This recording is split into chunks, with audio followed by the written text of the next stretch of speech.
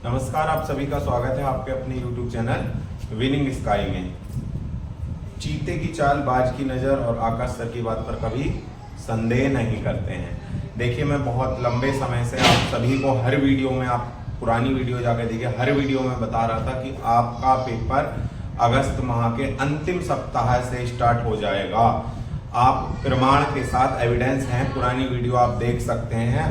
इससे 2-3 दिन पहले जो वीडियो डाली गई उसमें भी मैंने आपको डेट के बारे में बताया था। कुछ बच्चे अभी भी आश्वस्त बैठे थे। लास्ट टाइम जो वीडियो अपलोड किए हिंदी के, उसमें भी मैंने कहा है कि बेटा जाग जाइए, अब आपके पास समय अब बिल्कुल नहीं है। तो जैसा कि आज डेट रिलीज हो गई है, 23 तारीख से ये महासंग्राम शुरू है। 23, 24, 25, 30 और 31 5 दिनों का ये महासंग्राम है। और ये 5 दिन आपकी मेहनत की परीक्षा है जो इतने लंबे समय से आप लोग कर रहे हैं। यही 5 दिन निर्धारित करेंगे कि लकीर के ओर कौन होगा, लकीर के उस ओर कौन होगा। तो 5 दिनों के लिए लगभग अगर मैं समय मान के चलूं तो आप 1 माह से अधिक का समय बिल्कुल भी मत मानिए। 1 माह का समय मानिए। 1 माह आपको जितना हो सकता है अपने सारे एफर्ट्स लगा देने हैं। और मैं भी आपसे एक वादा करता हूं, एक बहुत ही लंबा समय हमने साथ में गुजारा है।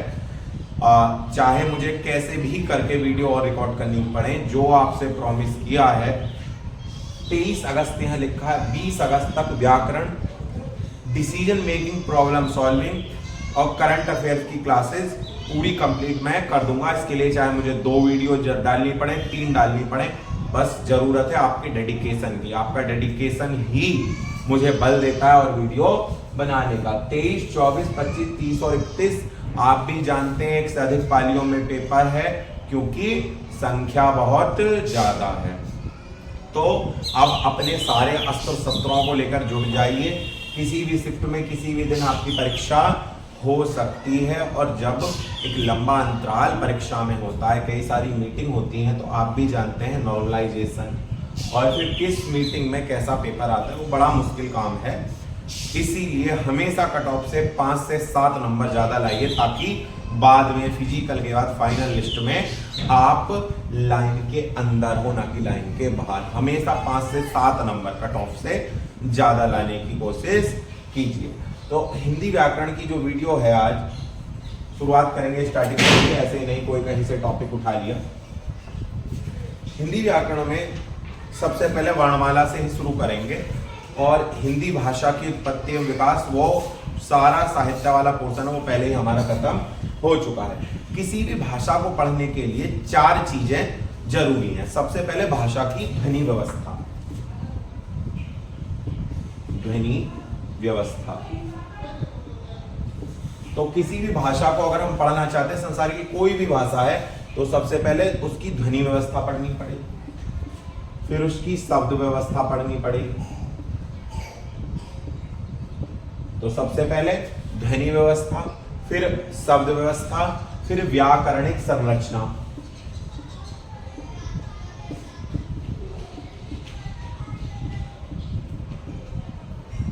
तीसरे नंबर पे क्या पढ़नी है? व्याकरणिक संरचना। चौथे नंबर पर लिपि व वर्तनी। तो इन 4 चीजों का ज्ञान होना जरूरी है, लिपि व वर्तनी।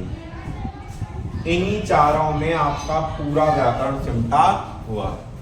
अगर हम जब ध्वनि व्यवस्था की बात करेंगे हिंदी में, तो यहाँ पूरी वर्णमाला आ जाएगी। जब हम शब्द व्यवस्था की बात करेंगे तो सारे शब्द, देशज, विदेशज, उपसर्ग, प्रत्यय। और जब व्याकरणिक संरचना की बात करेंगे तो संज्ञा, सर्वनाम से लेके संधि, समास, सारी चीजें, रस, छंद, अलंकार। और लिपि व वर्तनी में हिंदी लिपि के प्रमुख गुण या हिंदी की देवनागरी लिपि का उद्भव, उसके बारे में सारी जानकारी। तो इन 4 टॉपिकों के अंतर्गत हम पूरा व्याकरण कवर करेंगे। जिन बच्चों ने पहले कवर कर लिया है व्याकरण, वो रिवीजन करें। कुछ बच्चों से बात हुई है, उन्होंने कहा है कुछ टॉपिक हमारे क्लियर नहीं है। संधि व्यवस्था पे बात की है, अलंकारों पे बात की है। तो ऐसा नहीं है कि मैं शुरू से अलंकारों से शुरू कर दूं। कुछ बच्चे नए भी जुड़े हैं, कुछ क्या अधिक नए भी जुड़े हैं, उनके लिए शुरू से ही सारी जो व्याकरण की जटिलताएं उनको आसान करने का पूरा प्रयास किया जाएगा। और बार बार मैंने क्लास में भी ये बात कही है एक हिंदी है जो आपके जीएस मैथ्स रीजनिंग वाले पाप को धो सकती है, और जिसकी हिंदी के क्वेश्चन ज्यादा से ज्यादा सही हो गए वो लाइन के अंदर आ गया। पहले भी आपने देखा होगा जो प्रश्न मैंने बताए, इवन पेपर से पहले जो मैंने समान अर्थ वाले क्वेश्चन बताए थे, जो मैंने विशेषण वाले क्वेश्चन बताए थे, वो डिक्टो पेपर में छप गए थे। तो इस अनुभव का लाभ लीजिए और तैयारी कीजिए और अपने नोट्स प्रिपेयर कीजिए और रिवीजन कीजिए। देखिए, मैं एक लाइव आपके साथ सेशन रखने की सोच रहा हूं जिसमें हम ये जान पाएंगे कि आप की क्या क्या समस्याएं, और मैं ये बता पाऊंगा कि इन 30 दिनों की रणनीति आपको क्या रखनी है। इस पे मैं कुछ काम कर रहा हूं, पहले भी मैंने बोला था, तो इसी पे हम आगे काम करेंगे। शायद कल मैं टाइम आप लोगों को बता दूंगा, एक लाइव सेशन रखूंगा आप लोगों के साथ जहां आपके क्वेश्चन और क्वेरी और कैसे कैसे आपको इन 30 से 40 दिनों में चीजें करनी है। चलिए आगे चलते। तो सबसे पहले हिंदी की ध्वनि व्यवस्था। जब हम ध्वनि की बात करते हैं तो ध्वनि किसी शब्द का मूल है। हिंदी की ध्वनि व्यवस्था, ध्वनि से ही शब्दों का निर्माण होता है। जिन ध्वनियों को हमारा दिमाग पहचान लेता है उनका हम प्रत्युत्तर कर पाते हैं। अब जैसे फ्रेंच भाषा है, फ्रेंच भाषा में भी कुछ ध्वनियां हैं, और उन ध्वनियों को अगर हमारा दिमाग नहीं पहचान पाएगा तो हम कहेंगे कि नहीं, हम इस भाषा को नहीं जानते। हिंदी, अंग्रेजी, अन्य भाषाओं की ध्वनियां अगर हमारा मस्तिष्क पहचानता है तो हम उस भाषा को जानते हैं। अगर मैं हिंदी की बात करूं तो हिंदी भाषा में कुल 59 ध्वनियां स्वीकार की गई हैं। 59 ध्वनियां हिंदी भाषा में स्वीकार की गई हैं, और संसार की सबसे समृद्ध भाषा हिंदी है जिसमें सबसे अधिक ध्वनियों का प्रयोग होता है। अब इन ध्वनियों को कितने वर्गों में बांटा गया? इन ध्वनियों को 3 वर्गों में बांटा गया है। सबसे पहले आएंगे स्वर, उसके बाद व्यंजन, और उसके बाद अयोग वाह ध्वनि। तो इन 59 ध्वनियों को, 59 ध्वनियों को 3 वर्गों में बांटा गया, स्वर, व्यंजन और अयोग वाह ध्वनि। तो हिंदी भाषा में कितनी ध्वनियां स्वीकार की गई हैं? 59, 59, और इसके 3 वर्ग हैं, स्वर, व्यंजन और अयोग वाह ध्वनि। एक एक वर्ग को उठाएंगे और अच्छे से अध्ययन करेंगे। देखिए, कुछ और भी जो वर्ग हैं, पीड़ित स्वर कौन से हैं, ऐसा स्वर, वो मैं बाद में एमसीक्यू और बिंदुवार अलग से वो मैं लिखा दूंगा। यहां हम कॉन्सेप्ट पे काम करेंगे, ठीक है। चलिए, तो सबसे पहले देख लेते हैं स्वर। स्वर क्या है? स्वर, देखिए, अगर मैं स्वर की बात करूं तो स्वर उस ध्वनि को कहते हैं जिसके उच्चारण के लिए अन्य किसी ध्वनि की सहायता नहीं लेनी पड़ती। तो स्वर क्या है? स्वर वो हैं जिनके उच्चारण के लिए अन्य ध्वनि की सहायता नहीं लेनी पड़ती है। हिंदी भाषा में 12 स्वर स्वीकार किए गए हैं, 11 प्रयोग होते हैं। सेंटेंस पे ध्यान दीजिएगा, 12 स्वीकार किए गए हैं और 11 प्रयोग होते हैं। यही छोटी छोटी गलतियां आप एमसीक्यू में। कुल स्वर कितने हैं? 12, और स्वीकार कितने किए गए हैं? 11। तो पूरे शब्दों पर ध्यान दीजिए। कोई र जो बड़ा स्वर है, दीर्घ स्वर जो हो जाता है, उसका प्रयोग हिंदी भाषा में नहीं होता, इसलिए प्रयोग की दृष्टि से 11 स्वर। तो स्वर क्या है? स्वर वह ध्वनियां हैं, वे ध्वनियां हैं जो बिना किसी अन्य ध्वनि की सहायता से बोली जाती हैं। इन्हें 3 वर्गों में बांटा गया है, मूल स्वर, दीर्घ स्वर और संयुक्त स्वर। तो स्वर क्या है? जो मूल हैं और किसी ध्वनि की सहायता से नहीं बोले जाते। लिखिए जल्दी से। स्वर उस ध्वनि को कहते हैं, स्वर उस ध्वनि को कहते हैं जिसका उच्चारण, स्वर उस ध्वनि को कहते हैं जिसका उच्चारण बिना किसी, स्वर उस ध्वनि को कहते हैं जिसका उच्चारण बिना किसी अन्य ध्वनि की सहायता से किया जाता है। स्वर उस ध्वनि को कहते हैं जिसका उच्चारण बिना किसी अन्य ध्वनि की सहायता से किया जाता है। हिंदी में 12 स्वर हैं, हिंदी में 12 स्वर हैं, परंतु प्रयोग की दृष्टि से, परंतु प्रयोग की दृष्टि से 11 स्वर ही स्वीकार किए जाते हैं। परंतु प्रयोग की दृष्टि से 11 स्वर ही स्वीकार किए जाते हैं। स्वरों को 3 भागों में बांटा गया है। स्वरों को 3 भागों में बांटा गया है। सबसे पहले आएंगे मूल स्वर। लिखिए मूल स्वर। वे स्वर जिनका कोई विभाजन नहीं हो सकता, डिवाइड नहीं होंगे। वे स्वर जिनका कोई विभाजन नहीं हो सकता। बारिश के बाद भी इतनी उमस वाली गर्मी है, ज्योग्राफी में पढ़ाया मैंने कि बारिश के बाद गर्मी और ज्यादा क्यों हो जाती है और स्वेट क्यों ज्यादा आता है, पसीना क्यों ज्यादा आता है। चलिए वो टॉपिक खत्म हो जाएगा, अभी इधर ही देख लेते हैं। तो मूल स्वर क्या बताया? स्वर, सबसे पहले मैंने स्वर लिखा है।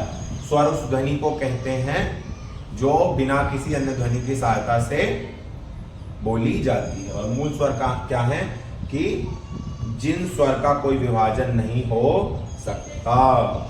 तो मूल स्वर कितने? हिंदी में 4 मूल स्वर हैं। अ, इ, उ, र। अ, इ, उ, र। आ नहीं, अ। तो अ, इ, उ, र 4 कितने हैं? मूल स्वर। मूल क्यों? इनका विभाजन नहीं हो सकता, इन्हें बांट नहीं सकते। अ को नहीं तोड़ सकते, इ को नहीं तोड़, उ नहीं तोड़ सकते, र नहीं तोड़ सकते। ठीक है, तो इनका डिवीजन नहीं हो सकता। चलिए दूसरा वर्ग आया दीर्घ स्वर का। दीर्घ मतलब बड़ा। दीर्घ मतलब बड़ा। दीर्घ स्वर। तो मूल, 2 मूल एक साथ कर दो, स्क्वायर यानी क्या बन जाएंगे? दीर्घ बन जाएंगे। एक ही मूल स्वर को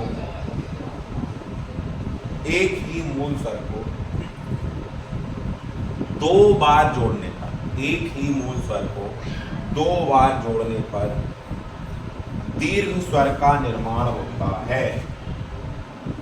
एक ही मूल स्वर को 2 बार जोड़ने पर दीर्घ स्वर का निर्माण होता है। इनकी संख्या भी 4 है। इनकी संख्या भी 4। आ, ई, उ और री। ये जो है ये हिंदी में प्रयोग नहीं होता है, इसलिए प्रयोग की दृष्टि से 11 है, इसे हम नहीं कहते हैं। तो 12, लेकिन स्वीकार कितने के हैं? 11। तो अ कैसे बनेगा? अ मूल स्वर, अ मूल स्वर दोनों को जोड़। ई कैसे बनेगा? ई और ई। उ कैसे बनेगा? उ, उ। और री कैसे बनेगा? र, र। तो इनको जोड़कर देख रहे डबल हो गया, तो क्या हो गया? दीर्घ स्वर। तो 2 मूल स्वरों को जोड़ दो तो क्या बन जाएंगे? दीर्घ स्वर बन जाएंगे और उनकी संख्या भी 4। आगे चलते हैं। क्लियर हो रहा है? चलिए अगले है संयुक्त स्वर।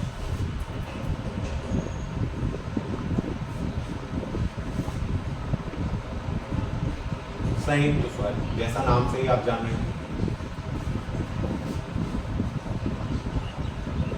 2 दीर्घ स्वर जो अलग अलग स्वरों से बने हैं उनको एक साथ जोड़ दिया जाए, यानी दीर्घ स्वरों को आपस में जोड़ दिया जाए।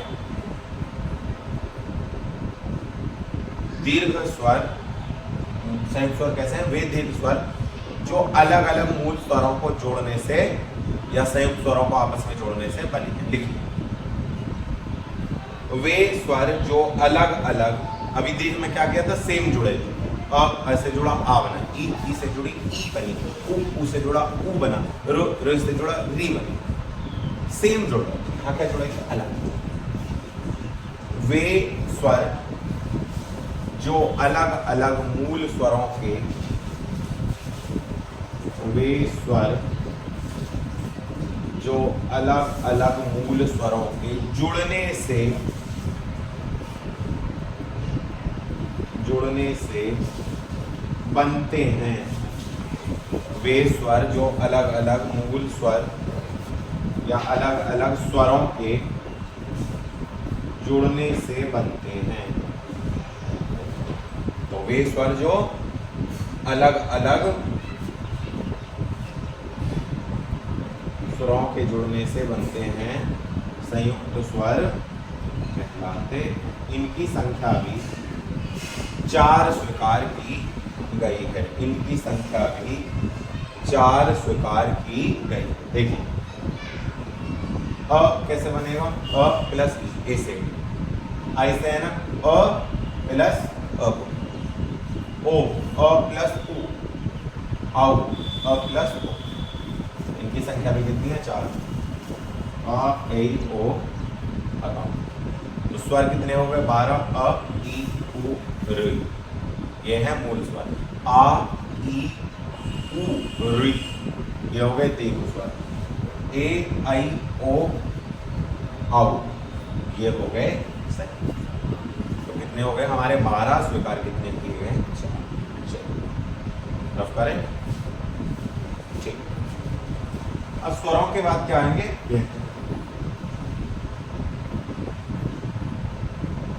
स्वरों के बाद क्या आएंगे, व्यंजन।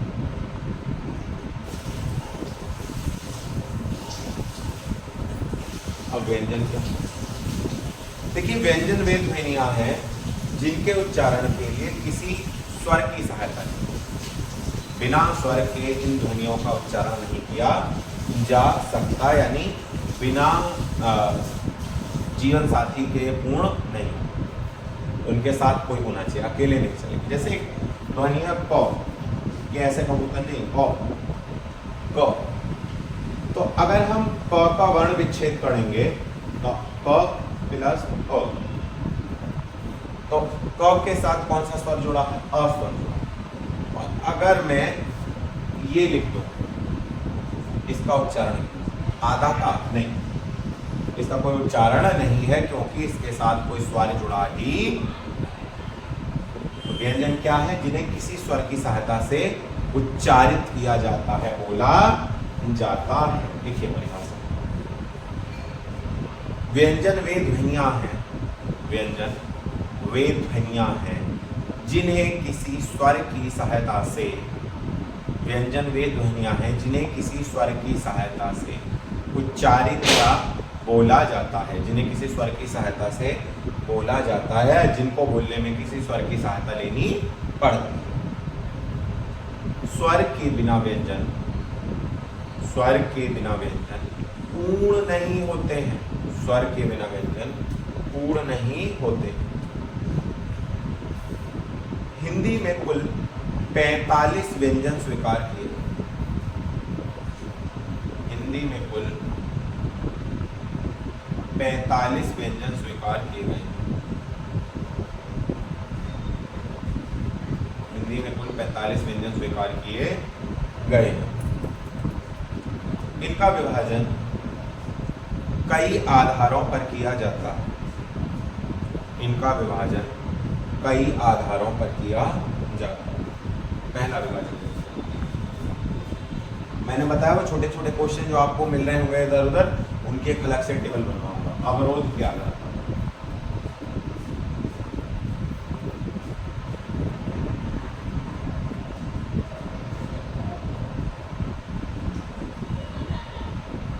अवरोध क्या था, अवोध, सवोध, संघर्षी, स्पर्श, वो सारी। अवरोध क्या, अवरोध का मतलब क्या, हवा की, देखिए कोई भी जब स्वर या व्यंजन कोई भी उच्चारित किया जाएगा तो ध्वनि को कहीं रोका जाता है, और जो नाद है उसमें क्या होता है, कंपन होता है।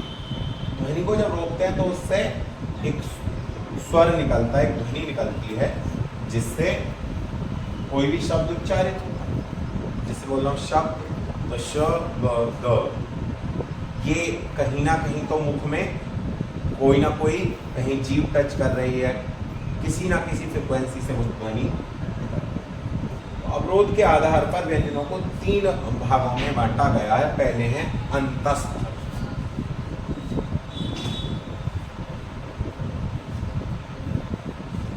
पहले कौन से हैं, अंतस्थ, अंतस्थ व्यंजन। ये वे व्यंजन हैं जिनका उच्चारण स्वर और व्यंजन के मध्यवर्ती। देखिए, स्वर आसानी से बोले जाते हैं, उनमें ऊष्मा कम लगती है, व्यंजन बोलने में ऊर्जा या ऊष्मा ज्यादा लगती है, श्वास ज्यादा खर्च होती है। तो ये वे व्यंजन हैं जो स्वर,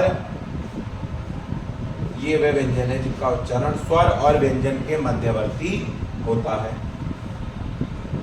इन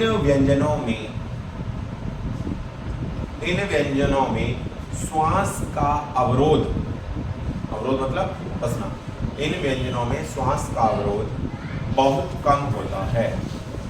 इन व्यंजनों में श्वास का अवरोध बहुत कम होता है। ऐसे व्यंजन चार हैं, ऐसे व्यंजन चार हैं, ऐसे व्यंजन चार हैं। य, र, ल, व, य, र, ल। बोल के देखिए, क्लास में मैंने उच्चारित ही कराए थे, कुछ बच्चे एंजॉय कर रहे थे। य, र, ल बोल लेंगे, स्वर ही कैसे लगे। और य और व में ये प्रवृत्ति ज्यादा है, सॉरी, य और व में ये प्रवृत्ति ज्यादा है, इसलिए य और व को तो हम अर्ध स्वर भी कहते हैं। क्या बोलते हैं? ये अर्ध स्वर। तो य और व में ये प्रवृत्ति ज्यादा है, इसलिए क्या कहते हैं? इन्हें अर्ध स्वर। एक मिनट चेक करें, वीडियो स्पष्ट बन नहीं है, नहीं बन रहा।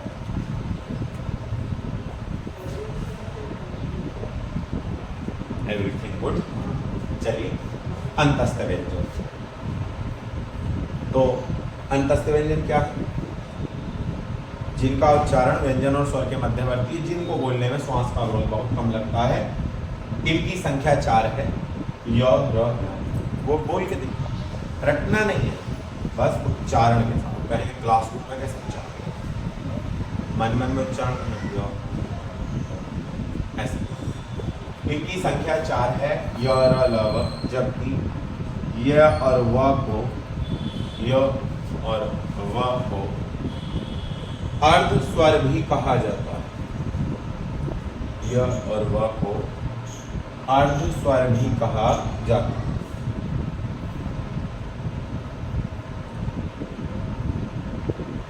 ठीक है, अगला देखो।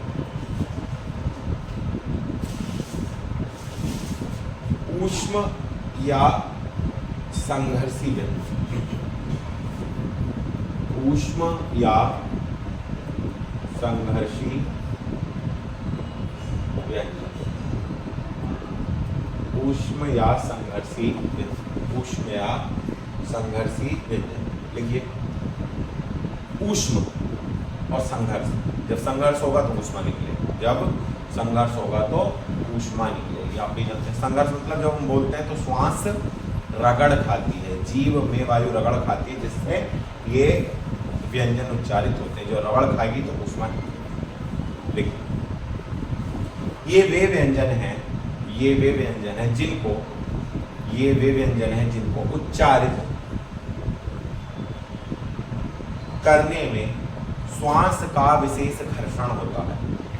जिनको उच्चारित करने में श्वास का विशेष घर्षण होता है, अर्थात वायु जीव तथा होठों के, वायु जीव तथा होठों के बीच में रगड़ खाती है। अर्थात वायु जीव तथा होठों के बीच में रगड़ खाती है।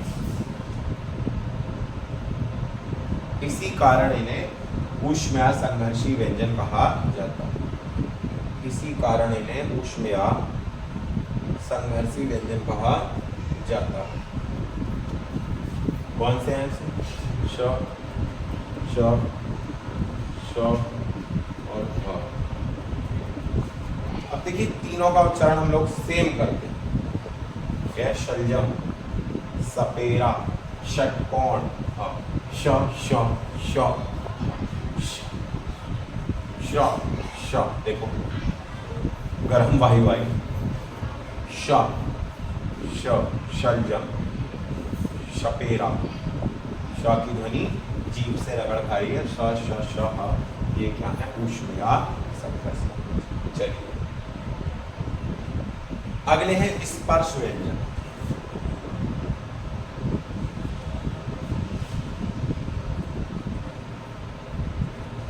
स्पर्श, स्पर्श मतलब छूना।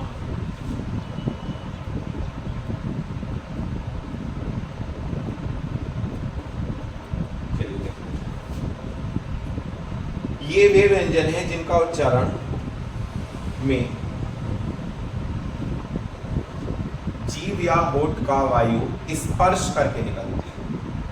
ये वे व्यंजन हैं जिनके उच्चारण में वायु जीभ या होठ का स्पर्श करके निकलती है। इन व्यंजनों को 5 वर्गों में बांटा गया है। क च ट त प। ये टेबल बहुत महत्वपूर्ण है।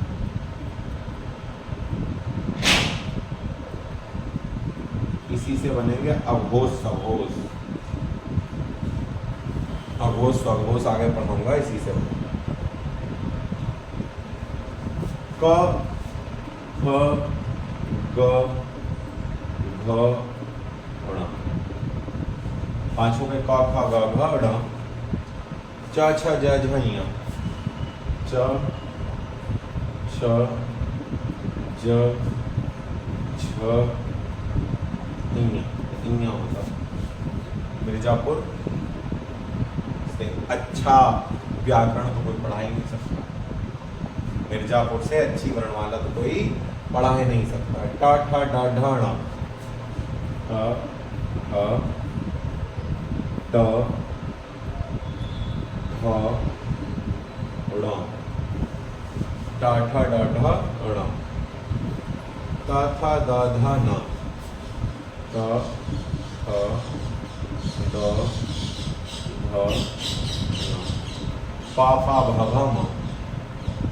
प फ ब भ म। प फ ब भ म। चलिए, पहला है क वर्ग क ख ग घ ङ।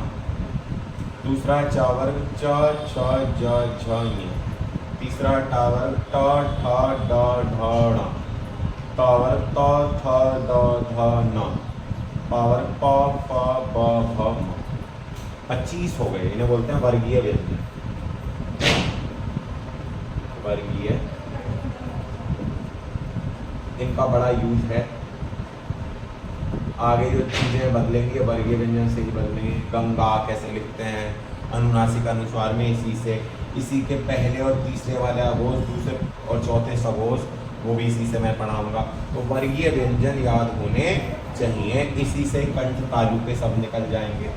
वर्गीय मिर्जापुर में जो गुड्डू भैया पढ़ाते हैं, मिर्जापुर तो देखी होगी आप लोगों ने, तो गुड्डू भैया पढ़ाते हैं हिंदी वर्णमाला। क ख ग घ ङ च छ ज झ ञ ट ठ ड ढ ण त थ द ध न प फ ब भ म श ष श श य र ल व ग त्र श।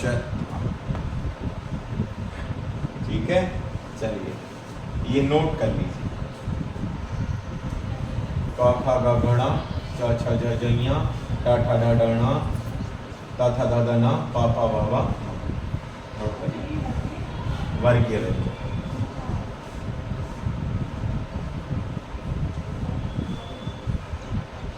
तो कितने हुए? 25 तो ये हो गए। ठीक, 4 व्यंजन मैंने कौन से बताए? ऊष्म बता दिए, और 4 व्यंजन मैंने बता दिए अंतस्थ। 4 4 8, 25 और 8 33। 33 टोटल है 45। तो अब बचे कौन से? चलिए देखते हैं।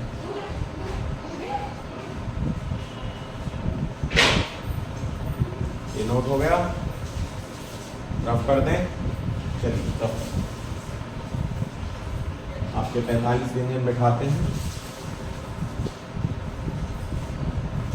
अब 33 स्वीकार किए गए, लेकिन विकास की दृष्टि से हिंदी भाषा तो इतनी सरल है कि सभी को स्वीकार कर लेती, और भी आते रहे। देखिए, मराठी से ल, ये बड़ा महत्वपूर्ण है।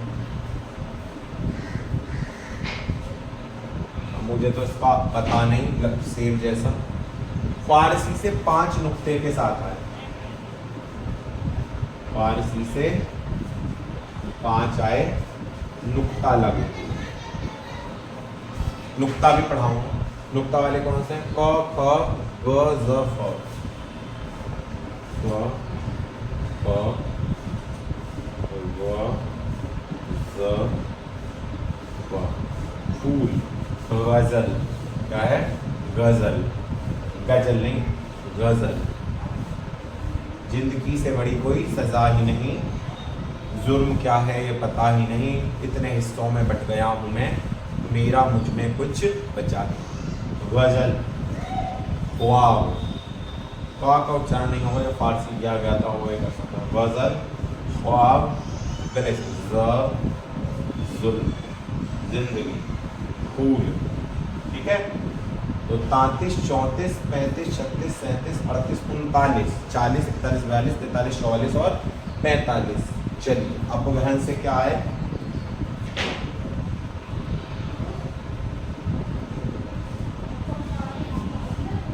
अपभ्रंश से आए ड और ढ। अपभ्रंश से आए ड और ढ। 4 संयुक्त व्यंजन और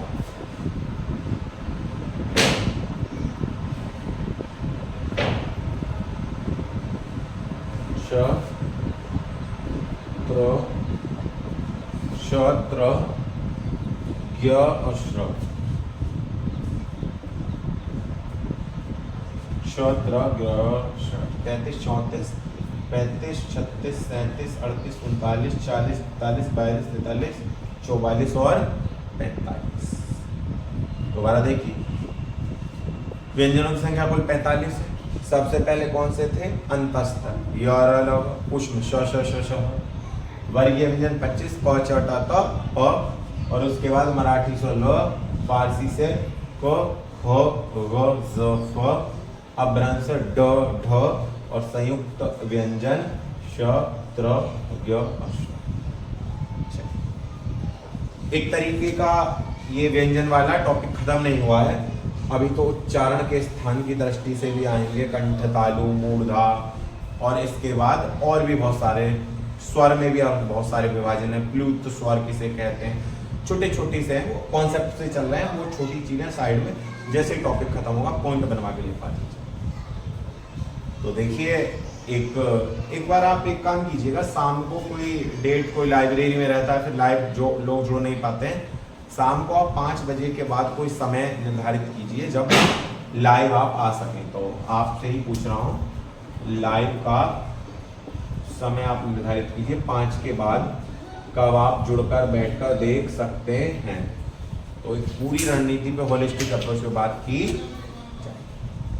चलिए, तो बहुत बहुत शुभकामनाएं, अच्छे से पढ़ते रहिए, एमसीक्यूज लगाते रहिए। कोई भी क्वेश्चन या क्वेरी हो विनिंग चैट ग्रुप में जरूर डालिएगा। आज करंट अफेयर की वीडियो आने वाली थी, लेकिन कुछ कारणों से नहीं आ पाई, क्योंकि लाइव सेशन रखूंगा, उसके बाद मैं निर्धारित करूंगा कि करंट अफेयर लाइव ही पढ़ाई जाए, ऐसे ही वीडियो के तौर पर, या कैसे थोड़ी बातचीत करेंगे, उसमें आपकी परीक्षा की रणनीति पे बात करेंगे, कैसे इस समय को यूटिलाइज करना है। चलिए, मिलते हैं अगली वीडियो में, तब तक के लिए नमस्कार। अच्छे से पढ़ते रहिए, टेंशन फ्री हो, मिलते हैं।